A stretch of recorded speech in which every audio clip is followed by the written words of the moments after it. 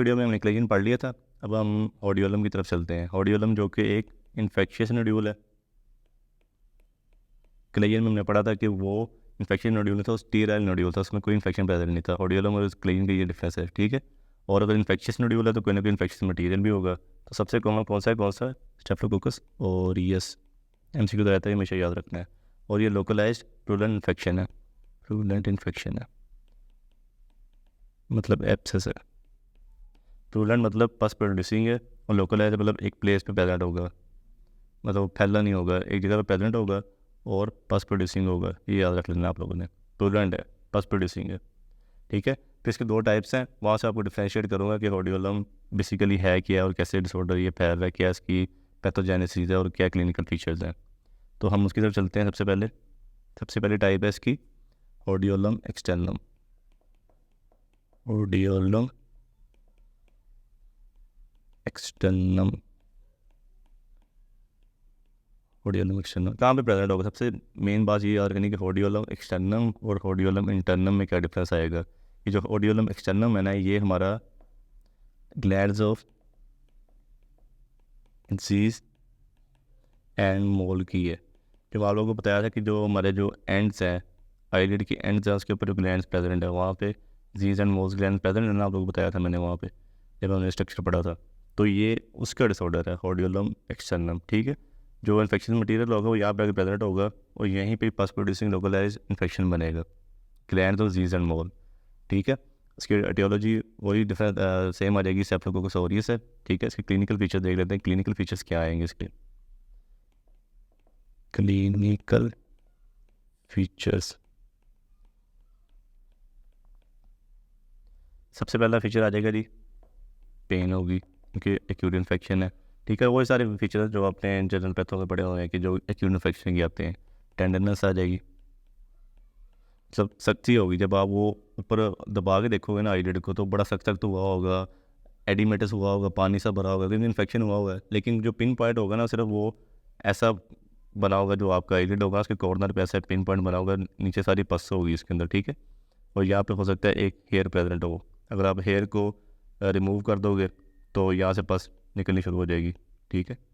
बिल्कुल कॉर्नर पे प्रेजेंट होगा आईलिड के, ये आईलिड का कॉर्नर है, उसके ऊपर ये प्रेजेंट है, ठीक है। तो ये बाकी ये इसमें टेंडरनेस सही होगी आईलिड के अंदर, जब आप उसको प्रेस करके देखोगे तो टेंडरनेस आ गई, पेन आ गई, सारी बात रेड भी होगा, इन्फेक्शन हुआ होगा। फिर ऑडिमेटिस मैंने आप लोगों को बता दिया होगा, इन्फेक्शन में तो ऑडिमा होता ही होता है, ठीक है। ऑडिमेटिस की वजह से उसकी टेंडरनेस भी आ रही है, ठीक है। और आप लोगों को बता दी कि हेयर है, हेयर को स्टक करोगे तो बीच में से पस निकलना शुरू हो जाएगी। और ये एक लेजन भी हो सकती है और एक से ज़्यादा लेजन्स भी हो सकती हैं, मतलब कॉर्नर पे एक लेजन भी हो सकती है पस प्रोड्यूसिंग, और दो भी हो सकती, तीन भी हो सकती है अगर इन्फेक्शन फैल जाएगा तो, ठीक है। इसकी कॉम्प्लिकेशन की तरफ चले जाते हैं कि कॉम्प्लिकेशंस क्या आएंगी इसकी।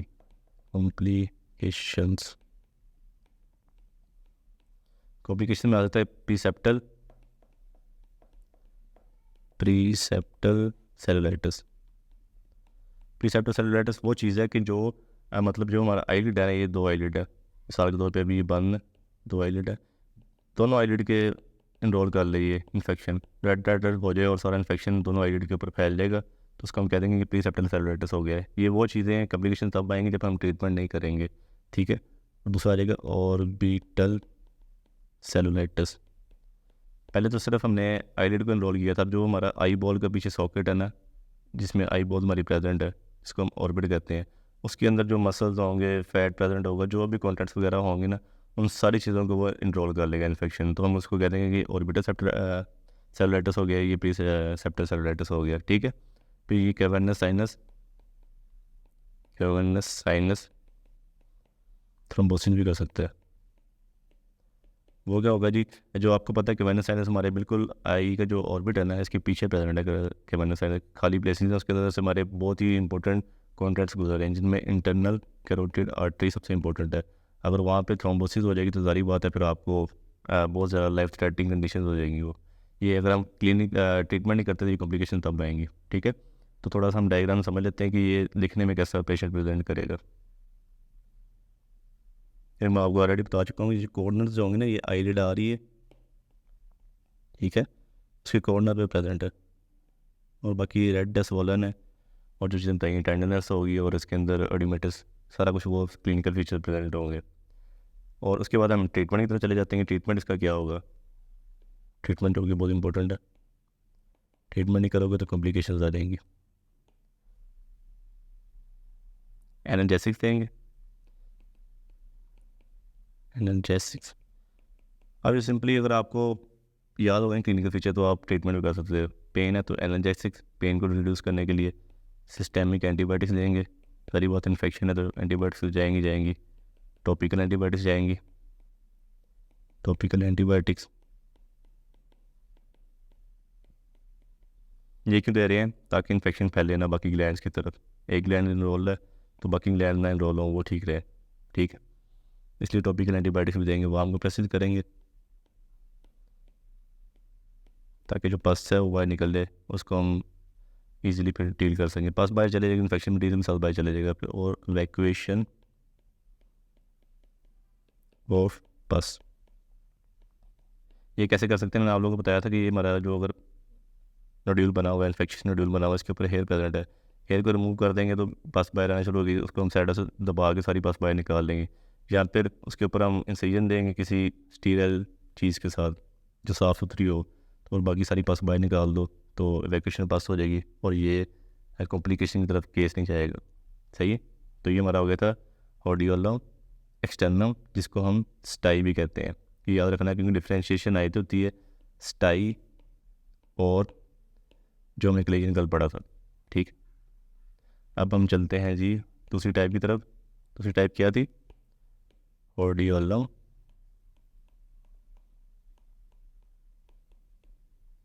इंटरनम। ऑडियोलम इंटरनम, अच्छा जी, होडियोलम इंटरनम में क्या होगा? होडियोलम एक्सटर्नम में तो आप लोगों ने पढ़ा था कि रीजन मॉल ग्लैंड्स इन्वॉल्व थी। ठीक है, लैश फॉलिकल इन्वॉल्व थे, वहाँ पे सेपरेशन इन्फेक्शन हो रहा था और वो बिल्कुल कॉर्नर्स पे आके जो हमारे आईलिड के मार्जिन से वहाँ पे आके पस बन रही थी। लेकिन जो ये इन्फेक्शन होगा ये भी एक्यूट होगा, एक्यूट इन नेचर होगा। ठीक है, स्ट्रेप्टोकोकस से कर रहा होगा, सपोरेटिव इन्फेक्शन होगा। ठीक है, लेकिन सबसे इंपॉर्टेंट चीज़ क्या याद रखनी है कि ये मेबोमियन ग्लैंड का इन्फेक्शन है।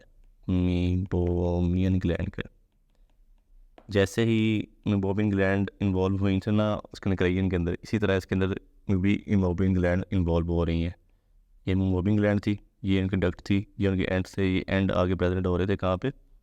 आईलिड के मार्जिन के ऊपर। ठीक है, अब सारी बात अगर मेबोमियन ग्लैंड इन्वॉल्व हो रही है तो ये इन्फेक्शन टिप्स पे तो नहीं आएगा ना, आईलिड के मार्जिन पे तो नहीं आएगा, ये अंदर की तरफ रहेगा जहाँ क्लेजन में हमारा बन रहा था नोड्यूल ऊपर की तरफ। ठीक है, अब ये एंड्स पे नहीं आ रहा, एंड्स पे तब आएगा जब ऑडियोलम एक्सटर्नम होगा जिसके अंदर डिजीज एंड मोल्स इन्वॉल्व थे। एक्सटर्नम, एक्सटर्नम मतलब बॉडी से दूर, इंटरनम मतलब बॉडी के करीब। तो ग्लैंड तो मेबोमियन ग्लैंड देख लेनी है आपने। ठीक है, इंटरनल से याद रखना कि इंटरनम बॉडी की तरफ तो मेबोमियन ग्लैंड इन्वॉल्व हो रही हैं। ठीक है, अगर जब उसमें इन्फेक्शन होगा तो जारी बात है फिर उसकी क्लिनिकल प्रेजेंटेशन क्या आएगी? स्ट्रेप्टोकोकस ऑरियस में आपको बता दिया होगा कि इसकी टियोलॉजी में आ जाएगा।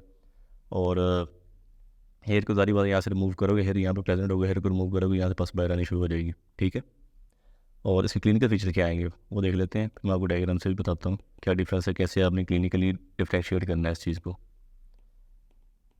क्लिनिकल फीचर्स सबसे पहले तो आ जाएगी, सारी बात है एक्यूट इन्फेक्शन है तो पेन तो आएगी, रेड भी होगा, सोलन भी होगा, मतलब जो बीच में हमारा एडिमेटस हो रहा है, एडिमा हो रहा है। ठीक है, टेंडरनेस भी आएगी। फिर टेंडरनेस बहुत इंपॉर्टेंट है, उधर बड़ा लिख देते हैं क्योंकि इसकी टेंडरनेस ज़्यादा आएगी। टेंडरनेस क्यों ज़्यादा आएगी? क्योंकि ये ग्लैंड बड़ी भी है, साइज़ में बड़ी है, तो इसमें ज़्यादा हमारे पार्टिकल्स आ जाएंगे, एडिमेटस पार्टिकल्स आ जाएंगे, तो वो ज़्यादा फूल जाएगी जो आईलिड होगी, तो टेंडरनेस हमें ज़्यादा महसूस होगी बनस्पत दूसरे वाले उसकी ग्लैंड भी कोई छोटी छोटी थी। ठीक है, उतना सा एरिया इन्वॉल्व करती थी तो टेंडरनेस ज़्यादा नहीं आ रही थी, यहाँ पे टेंडरनेस ज़्यादा आ रही होगी। ये याद रखना, क्लिनिकल फीचर सबसे बड़ा डिफ्रेंशिएशन ये है, टेंडरनेस ज़्यादा होगी इसके अंदर। ठीक है, और दूसरा ये है कि अगर आप जहाँ पे टेंडरनेस होगी मतलब ये एरिया है, ठीक है, इसके ऊपर प्रेस करोगे ना तो यहाँ से पस हमारी बाहर आना शुरू हो जाएगी, डक्ट के अंदर से पस बाहर आना शुरू हो जाएगी। तो ये भी एक डिफ्रेंशिएशन है उससे हमारा, क्योंकि वहाँ पे इस तरह नहीं हो रहा था, वहाँ पे अगर आप बाल को उतार रहे थे, खींच रहे थे तो नीचे से पस बाहर आ रही थी, तो इसके अंदर सिर्फ दबाने से ही हमारी पस बाहर आनी शुरू होगी, क्योंकि डक्ट यहाँ पे प्रेजेंट होती है मेबोमियन ग्लैंड की। ठीक है, दूसरा आप अगर इवर्जन करोगे, आईलिड को उल्टा के नीचे से देखोगे तो येलो स्पॉट्स नज़र आएंगे, ठीक है। जहाँ पे मतलब इन्फेक्शन हुआ हुआ ज़ाहिर बात है उसने वहाँ पे सपुरेशन हुई है, पस बनी हुई है, तो नीचे वाली साइड से आपको पस नज़र आना शुरू हो जाएगी। ठीक है। अगर वो पस नीचे से पस फट जाएगी तो ग्रैनुलेशन टिश्यू बाहर आना शुरू हो जाएगी, मतलब इन्फेक्शन मटीरियल होगा तो वो बाहर आना शुरू हो जाएगा। अगर आप इवर्जन करके देखो, अगर वो इतना इन्फेक्शन फैल गया होगा कि नीचे से टिश्यू फट गया है तो ग्रैनुलेशन टिश्यू बाहर आना शुरू हो जाएगा। डायग्राम में देख लेते हैं क्या डिफरेंस आएगा इसका। अब देखो, ये जो था बिल्कुल एंड पे आके ना हमें यहाँ पे प्रेजेंट कर रहा था कि ये हमारा पस प्रोड्यूसिंग है, यहाँ पे हमारा इन्फेक्शन हुआ है। ठीक है। और हम ये कह रहे थे इजीली कि ये होडियोलम एक्सटर्नम में ये स्टाई है। ठीक है। होडियोलम इंटरनम में क्या हो रहा है कि यहाँ पे मूविंग ग्लैंड प्रेजेंट है, हालांकि टेंडरनेस सारे में आ रही है, रेडनेस वगैरह सारों में आ रही है, लेकिन यहाँ पे एंड्स पे कुछ भी नहीं आ रहा कि यहाँ पे आपको पस कहीं पर नज़र आ रही हो। लेकिन अगर इसको आप प्रेस करोगे तो यहाँ से हो सकता है कि पस निकले। ठीक है। तो ये इसकी निशानी होगी होडियोलम इंटरनम की। ट्रीटमेंट क्या होगा? ट्रीटमेंट ऑलमोस्ट तकरीबन सेम ही होगा। एनाल्जेसिक्स देंगे, एनाल्जेसिक्स। ठीक है, पेन के लिए। सिस्टेमिक एंटीबायोटिक्स देंगे, टॉपिकल एंटीबायोटिक्स देंगे। बिल्कुल सेम ट्रीटमेंट है, कोई फ़र्क नहीं है। वार्म कंप्रेसिव होंगे,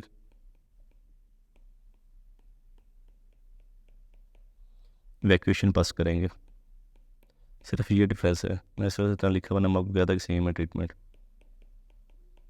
इसकी पास की वैक्यूएशन वहाँ पे हम कह रहे थे कि हेयर को निकाल दो, तो वो यहाँ बाहर से कट दे दो, इंसिजन दे दो, आप अपना मतलब पस बाहर निकाल लो। लेकिन यहाँ पे वैक्यूएशन पास कैसे करनी है कि जैसे हमने हमें कलेजन में पढ़ाया था ना, कलेजन में आपने वर्टिकल इंसिजन देना है। मतलब ये आपका पूरा नीचे से नज़र आ रहा है, आपने इवर्जन की है आईलिड की, तो नीचे से आपको नज़र आ रहा है कि ये सारा येलो शेयर है एरिया कि जहाँ पे इन्फेक्शन हुआ हुआ है। यहाँ पे आपने वर्टिकल कट देना है, सारी पस को रिमूव कर लेना है। ठीक है। फिर बाद में उसके टाँके लगा देने, स्टिचेज कर देने, और सिंपली ये इसका इवैक्यूएशन पास होगी। बस ये टॉपिक यहाँ पे एंड हो गया। मोस्टली स्टाई और क्या कहते हैं कलेजन का डिफरेंस